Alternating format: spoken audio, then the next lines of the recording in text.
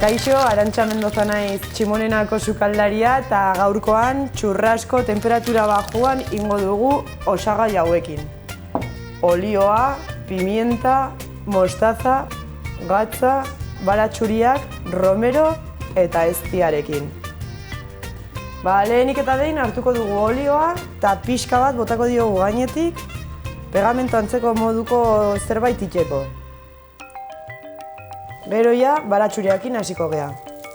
Hartuko ditugu pare bat, kasu hontan 3, ze txikiak die, zuritu eta txikituko ditugu. Zuritzeko berena da pixkat matxakatzea, zati hontatik kentzea azala.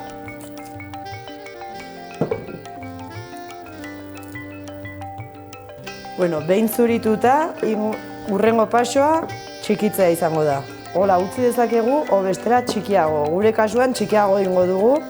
Hola, behin jatekotan, ahoan ez da hainbeste notatuko. Behin ondo txikituta ingo duguna da botatzea, guztiatik, gainetik. Hurrengo osagaia pimienta pixkat izango da, euri antzekoa botako diogu. Gatza, mostaza, ez da deus hola geratzea, ze azkenean emango diogu masaje antzeko. Eta azkenean eztia botako diogu.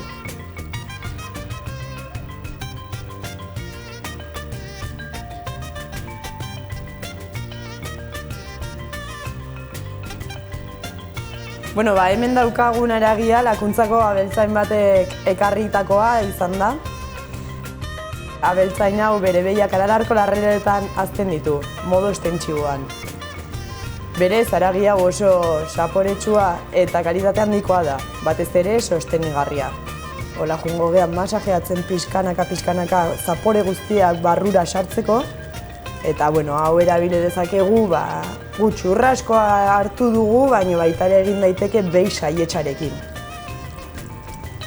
Hurrengo pausua izango zen bazioko poltsa batean sartzea, o bestela etxean ez baldin badaukagu filmarekin ondo jartzea.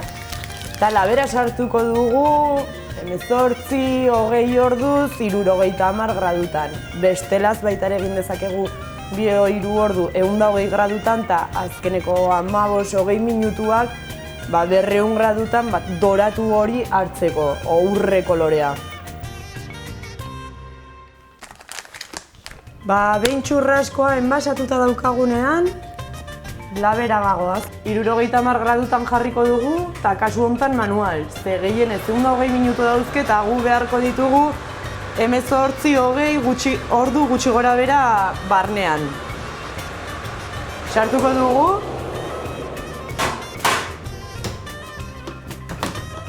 Eta honekin baita ere, bihar arte itxoin.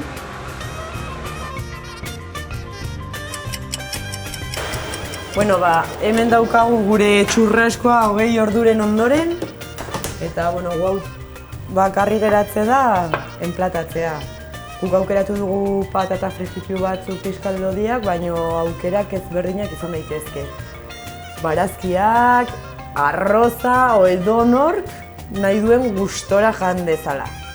Así que besterik poltsatik ireki, saltsa horrekin goitik bota eta disfrutau beste behin.